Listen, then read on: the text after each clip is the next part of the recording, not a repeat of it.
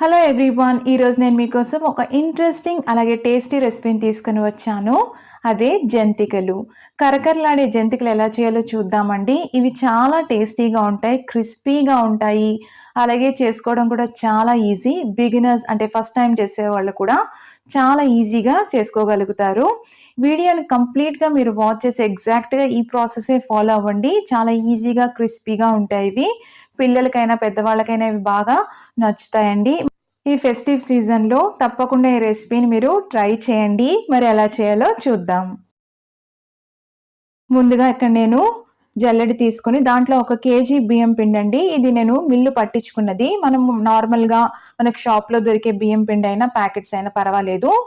ఇలాగా 1 కేజీ బియ్యం పిండి నేను జల్లించుకున్నాను. తప్పకుండా జల్లించుకోవాలండి. ఇదైతే గుర్తుపెట్టుకోండి. ఇప్పుడు బియ్యం పిండి 1 కేజీ తీసుకున్నాం కదా! ఒక 250 గ్రామ్స్